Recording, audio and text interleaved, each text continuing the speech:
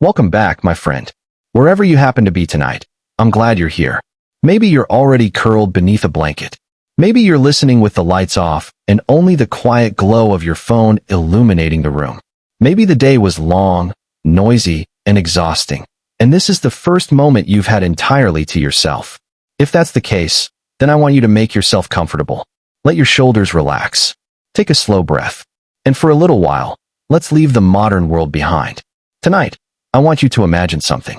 Imagine that you wake up in the middle of the night with a pain so sharp that it feels as though someone has driven a nail straight through your jaw.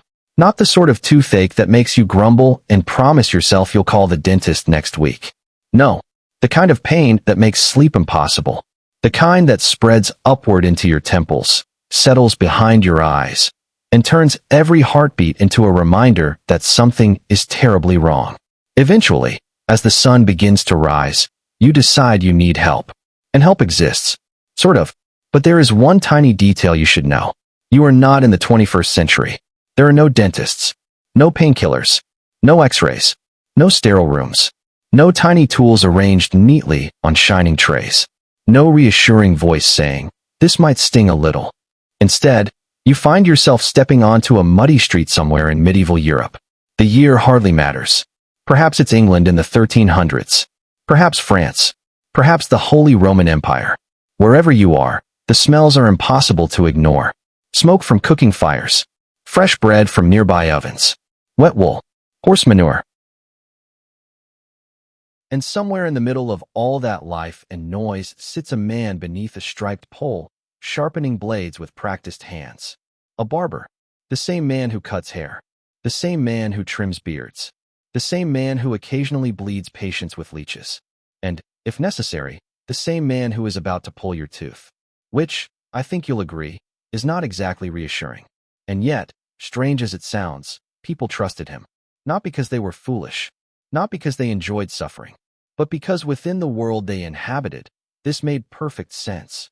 You see, medieval people weren't wandering around in ignorance, waiting for science to rescue them. They had explanations. They had theories. They had books. They had remedies passed down through generations. And above all, they had faith. Faith in tradition, faith in experience, and faith that pain itself meant something. To them, illness wasn't random. Nothing was random. Everything had meaning. A fever, a headache, a broken leg, even a toothache. Perhaps the balance of the body's humors had been disturbed. Perhaps too much heat or cold had accumulated inside the body.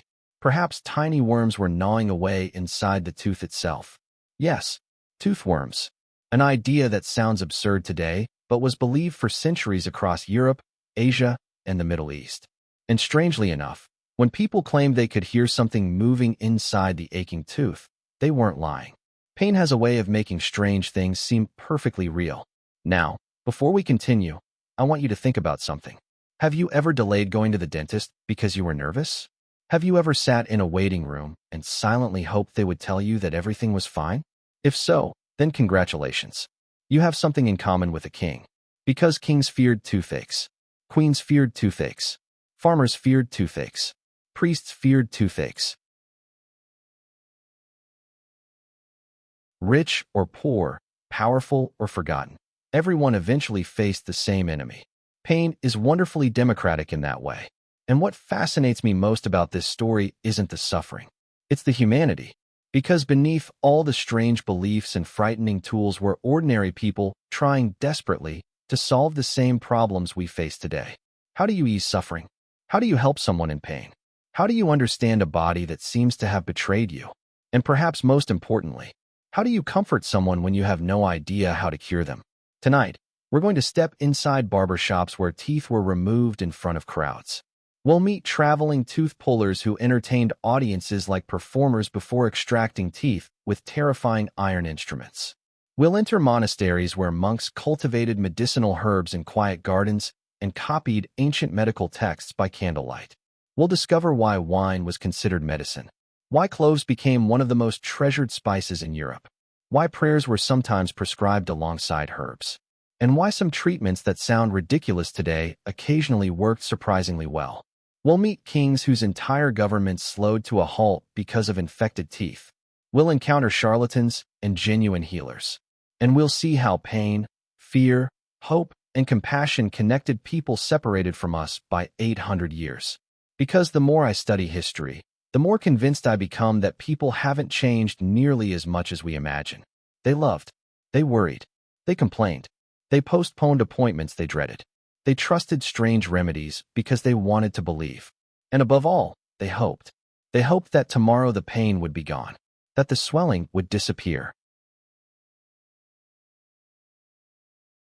that somehow things would get better. And sometimes they did. Sometimes they didn't. But every person who sat trembling before a barber surgeon, every monk preparing herbs in a quiet infirmary, every patient whispering prayers through clenched teeth, they were all doing the same thing we do, trying to make it through one more difficult day. And perhaps that's why these stories matter. Because history isn't really about dates or kings or battles. It's about people. People who laughed and worried and suffered. People who stared into the darkness at 3 in the morning and wished for relief. People who were, despite the centuries between us, remarkably familiar. So dim the lights, if you can. Maybe let the sound of a fan or gentle rain fill the room. Get comfortable, and let us travel back together. Back to a world of monasteries and marketplaces.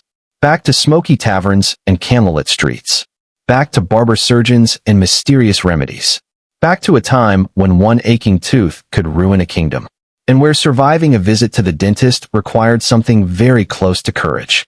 Because once you step through that door, you may never think about medieval medicine or your next dental appointment the same way again.